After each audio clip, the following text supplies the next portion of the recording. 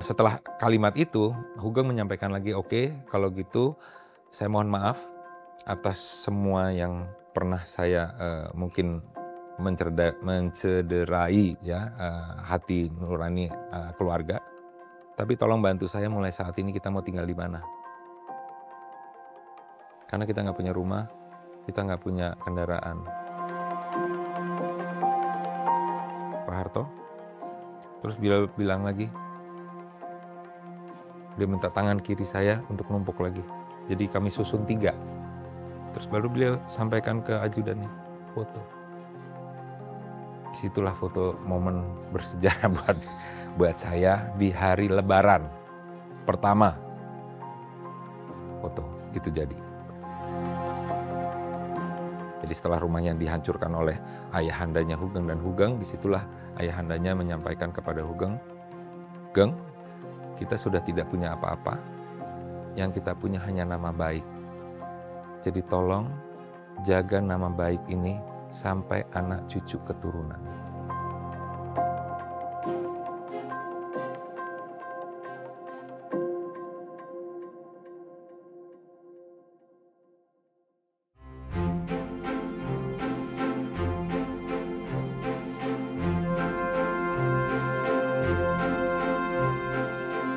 Mungkin karena saya ini mainannya almarhum, jadi ya satu mainannya almarhum, bahkan sekolah SD saya persis di belakang rumahnya almarhum.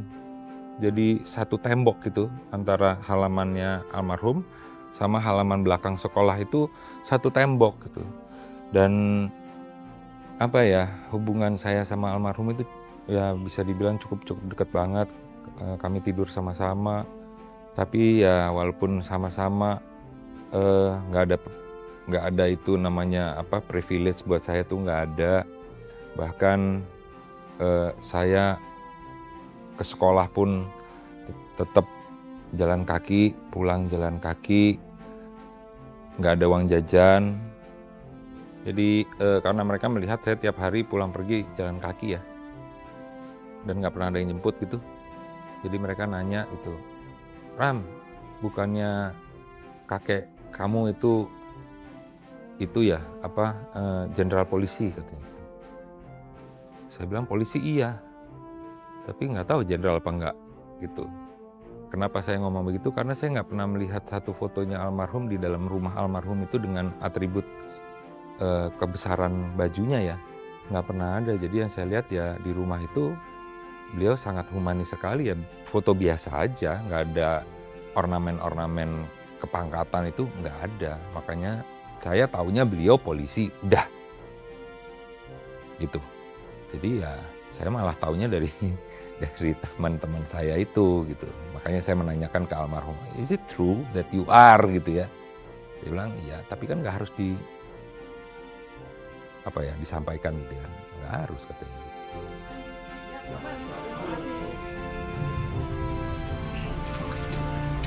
Jadi pada saat bel keluar main itu selalu saya menunggu teman-teman saya keluar kelas dulu. Semua udah keluar, sibuk dengan dunianya untuk berjajan ria, baru saya keluar. Dan saya keluar itu saya mindik-mindik, melihat, baru saya kabur ke belakang, ke halaman belakang. Di belakang itu ada rumahnya yang nungguin sekolah ya. Penjaga sekolah itu namanya Pak Ujang. Nah, saya ke rumahnya Pak Ujang itu. Karena di rumah Pak Ujang itu karena temboknya jadi satu sama rumah yang itu ada utas tali dan ada bel kecil. Nah, nanti saya ke situ untuk saya tarik bel itu. Kalau saya udah tarik bel itu nanti almarhum keluar dari tembok rumahnya. Baru menanyakan, "Mau makan apa, Ram? Mau minum apa, Ram? Limun atau mau makan apa, roti?" Gitu. Jadi saya selama teman-teman saya main, makan atau jajan ya saya di situ. Karena saya nggak dapat uang jajan. Tapi ya itu, saya mindik-mindik, ngumpet-ngumpet, tapi one day akhirnya saya ketahuan sama teman-teman saya kalau saya sering ke tembok belakang itu, dan akhirnya mereka bikin queuing, bikin antrian. Jadi saya punya banyak teman-teman di belakang ngantri yang minta makan dan minum sama almarhum. Itu lucu banget itu.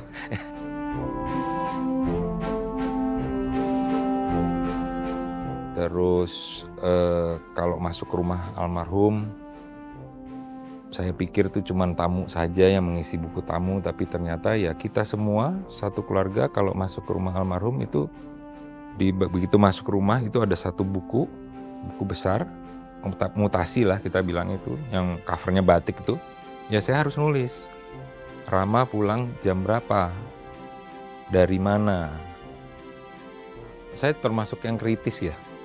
Jadi pada saat waktu saya diminta untuk Rama, kamu harus nulis begini-begini, itu saya langsung nanya, buat apa? Eyang Kong aja yang nulis. Saya manggilnya Eyang Kong aja yang nulis gitu. Enggak Ram, kamu harus nulis. Ya saya tanya lagi, kenapa? Ya jawabannya, supaya kamu jujur kepada diri kamu sendiri. Belajar jujur kepada diri kamu sendiri, khususnya masalah waktu.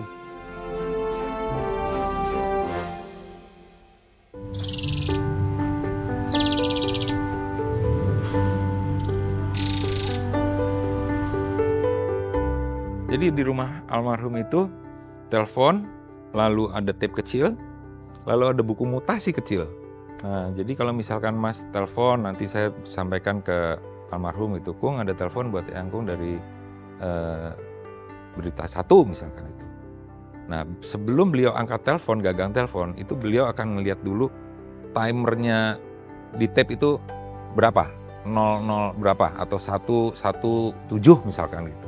Nah itu beliau akan buka buku mutasi, beliau tulis dulu start di menit keberapa, baru beliau halo.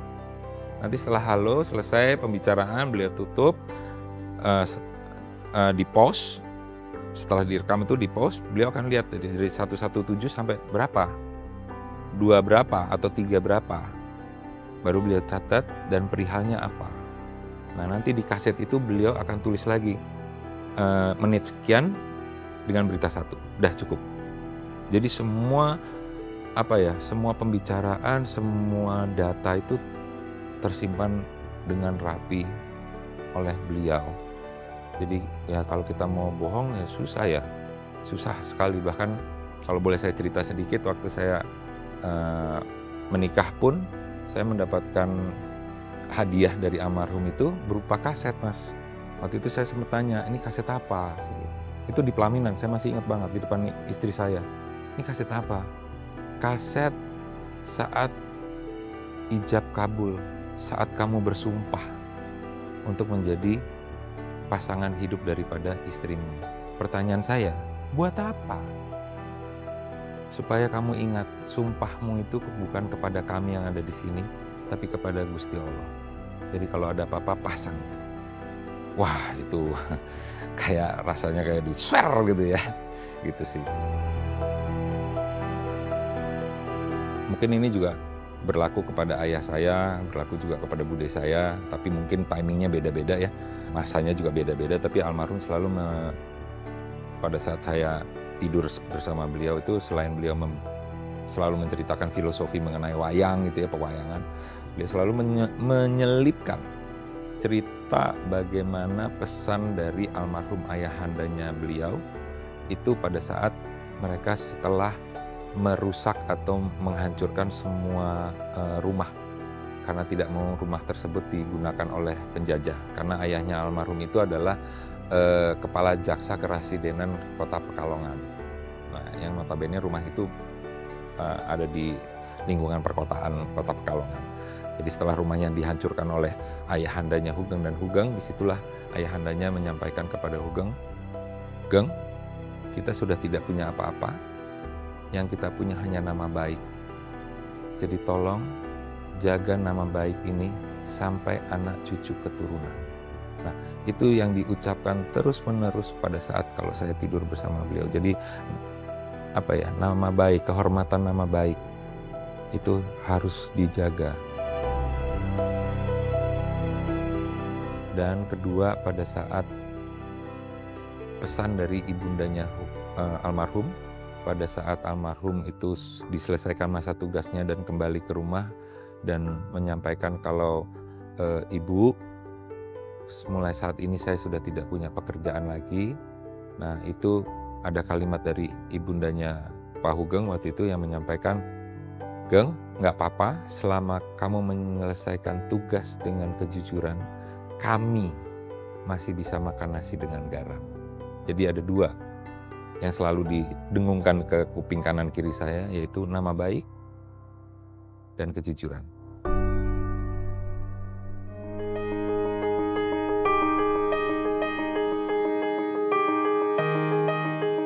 Hanya ada 3 polisi jujur di Indonesia. 1 patung polisi, 2 polisi tidur, dan 3 Pak Hugeng. Ya, seorang Abdul Rahman Wahid atau yang kita kenal dengan Gus Dur ya, sampai mengeluarkan atau memberikan satu statement seperti itu, ya memang seperti itu ya. Kalau kami melihatnya dari sisi Hugengnya ya, memang seperti itu. Yang kita hadapi nggak di luar, nggak di dalam rumah, ya Hugeng seperti itu. Seperti itu. Bahkan kalau beliau sudah menggunakan baju kedinasannya, wah,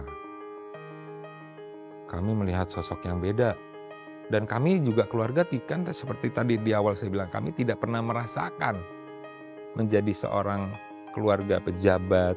Itu kami nggak pernah merasakan, Mas. Bener-bener, Mas. Megang mobilnya aja kita nggak boleh, masuk mobil Pol 1 aja kita nggak boleh. Pegang bajunya aja Ibu Hugeng nggak boleh. Kalau beliau sudah pakai baju kebesarannya itu kan Ibu Hugeng harus di jalan di belakang. Pegang tangannya, oh nggak boleh. Nggak boleh. Hugeng tidak pernah membawa urusan kantor ke dalam rumah. Ya, jadi saya akan menjelaskan dari nama. Ya, nama beliau itu 3 suku kata: Hugeng, Iman, Santoso. Yang dipakai selalu Hugeng.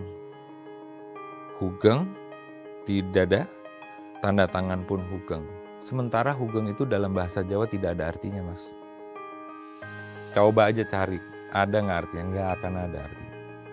Saya masih punya surat arahan pertama kali, surat arahan Hugeng pada saat beliau diangkat menjadi Kapolri. Ya, waktu itu namanya Pangak, Panglima Angkatan Kepolisian. Tanggal 17 antara Maret atau Mei, saya lupa, 1968. Pangkatnya masih Komjen Pol. Hugeng Iman Santoso. Iman Santosonya dicoret. Justru yang punya arti kan dicoret. Sementara Hugengnya nggak dicoret, yang nggak punya arti. Dicoret. Tanda tangan Hugeng. Ini saya cuma menceritakan untuk menjawab pertanyaan Mas ya. Sampai akhirnya saya sama ayah saya menanyakan kepada almarhum, kenapa kok yang dipakai nama Hugeng, sementara ada 3 suku kata, Hugeng, Iman, Santoso. Beliau menyampaikan, mungkin karena kami laki-laki ya, keturunannya beliau, jadi beliau menyampaikan, akan saya buktikan sampai saya mati. Apakah saya layak menyandang nama Iman Santoso? Kalau saya layak, tolong tulis 3 suku kata tersebut di batu nisan saya. Karena Hugeng nggak ada artinya. Nah, disitulah saya mulai menyadari, oh, Iman Santosonya yang beliau jaga sampai benar-benar akhir hayatnya.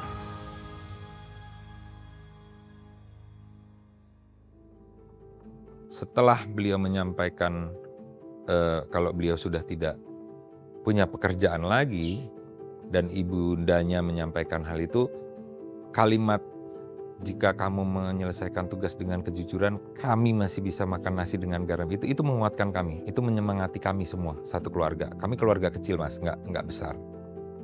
Tapi yang setelah kalimat itu, Hugeng menyampaikan lagi, oke, kalau gitu saya mohon maaf atas semua yang pernah saya mungkin mencederai ya hati nurani keluarga. Tapi tolong bantu saya mulai saat ini kita mau tinggal di mana. Karena kita nggak punya rumah, kita nggak punya kendaraan. Nah itu yang waktu itu sempat bikin kita satu keluarga, oh iya ya kita mau tinggal di mana lagi ya gitu ya. Tapi so far alhamdulillah Gusti Allah dan semesta itu menjaga kami dan akhirnya kami ada tempat tinggal dan almarhum kami tidak melihat almarhum itu apa ya bahasa sekarang apa stres atau enggak. Kalau dari sisi saya masing-masing kan mempunyai pandangan sendiri-sendiri ya. Sugeng dengan jalan striknya seperti itu, tapi Pak Harto sebagai kepala pemerintahan juga mempunyai pandangan atau visinya sendiri ya. Sugeng menjalankan semua prosedural yang ada untuk hukum. Pak Harto mungkin lebih luas lagi. Jadi kalau saya lihat hubungan Pak Harto dengan almarhum itu memang ada kurang harmonisnya, mungkin di era itu ya. Tapi setelah beliau diselesaikan masa tugasnya, saya nggak pernah melihat beliau itu komplain atau apa gitu. Ya santai aja gitu, karena memang mungkin suratannya sudah seperti itu dan kepikirannya udah pengen sama keluarga aja, dan memang kami di rumah itu nggak pernah tahu urusan kedinasan atau urusan di luar. Jadi ya yang kita tahu itu justru dari media massa. Media massa waktu itu kan masih media cetak ya sama radio ya mungkin ya atau TV. Tapi ya hubungannya hanya mereka mungkin yang tahu ya antara Pak Sugeng sama Pak Harto ya. Jadi ya buat kami ya itu urusan kakek dan kakek mungkin gitu ya, kakek saya dan Pak Harto. Jadi aku nggak bisa kasih gambaran gitu ya. Kalau yang saya pernah baca makalahnya ya, dan ikut juga beberapa kali dalam rapat atau kumpul diskusi rutin di rumahnya Eyang Ali Sadikin di Jalan Borobudur. Itu memang bukan kritikan sebenarnya, tapi lebih tepatnya memberikan pesan untuk beberapa poin yang supaya jangan melenceng lah intinya itu, atau intinya memberikan masukan yang positif lah sebenarnya ya. Cuman karena mungkin situasi saat waktu itu kondisi kurang, jadi ya dikonotasikannya beda, itu aja. Memang betul yang kami alami seperti itu. Ya, ada sadap, ada yang tiba-tiba di depan rumah Eyang itu ada warung rokok gitu ya, di jalan seberang rumah Eyang ya. Jadi depan rumah Eyang itu kan jalan kali jalan, terus Polsek Menteng tuh. Ya tiba-tiba yang tadinya nggak ada warung rokok, tiba-tiba ada warung rokok kayak gitu. Buat kami menyikapinya dengan santai sih. Almarhum juga dengan santai, bahkan almarhum pernah dengan sepeda ontelnya itu keliling, karena beliau setiap sore pagi itu suka keliling tuh naik sepeda ontelnya tuh keliling sampai ke depan warung itu dan ngobrol sama yang jaga warung itu. Tapi besokannya warung itu udah nggak ada. Tapi ya dinamika waktu itu seperti itu ya.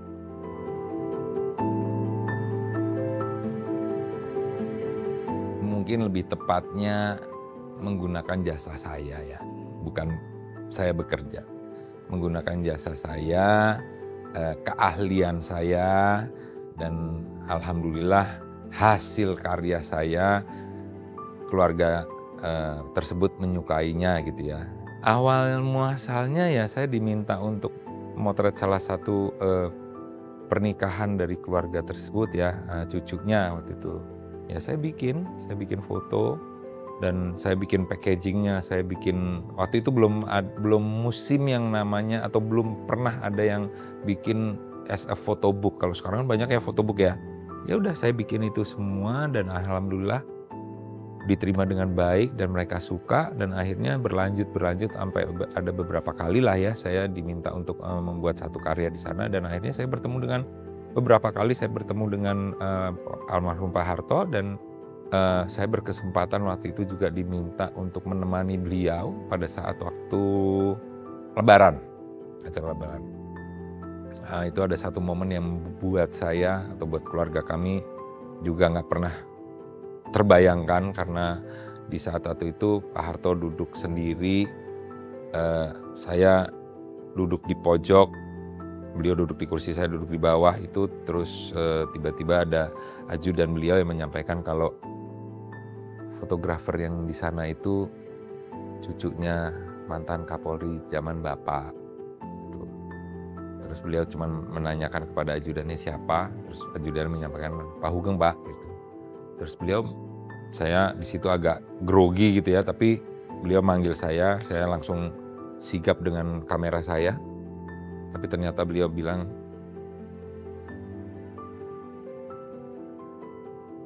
jadi beliau menginginkan foto bersama dengan diri saya. Itu sesuatu yang nggak bisa saya bayangin gitu ya.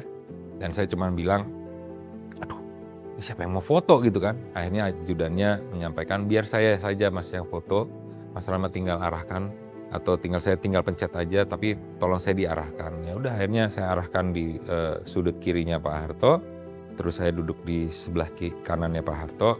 Saya pertama duduk begini, lalu sebelum difoto Pak Harto minta tangan saya. Jadi beliau minta tangan saya, beliau taruh di paha kanannya. Jadi tangan saya gini, terus ditumpuk sama tangan kanannya Pak Harto. Terus beliau bilang lagi, dia minta tangan kiri saya untuk numpuk lagi. Jadi kami susun 3. Terus baru beliau sampaikan ke ajudannya, foto. Disitulah foto momen bersejarah buat saya di hari Lebaran pertama.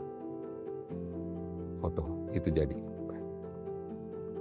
Wah, campur aduk.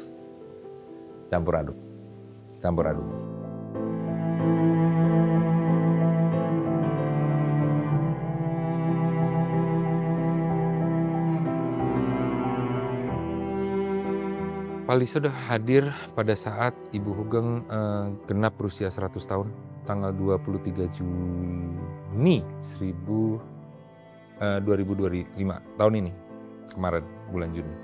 Kalau kami keluarga melihatnya, ini kan apapun itu ya, semua kan kita setiap hari juga proses belajar ya, proses belajar terus untuk menjadi yang terbaik gitu ya. Ya,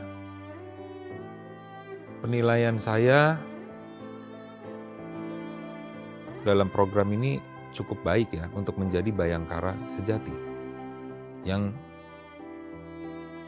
diharapkan atau menjadi pelindung, pengayom dan pelayan masyarakat ya. Nah, itu yang diharapkan. Nah, 3 hal ini kan memang tugas utama dan utamanya Polri ya. Nah, kalau itu memang bisa dijaga dan diperbaiki terus untuk masyarakat, kan dampaknya untuk negara, bangsa, dan kita juga jadi baik gitu. Dan kalau pesan dari keluarga kami atau quote unquote pesan dari Ibu Hugeng ya, karena kami masih punya Ibu Hugeng, beliau masih ada. Yang beliau selalu sampaikan kan baik itu ke Pak Listio atau ke siapapun lah ya, anggota Polri atau Bayangkara, selalu beliau menyampaikan titip Polri. Silahkan memaknai sendiri dengan kalimat titip Polri.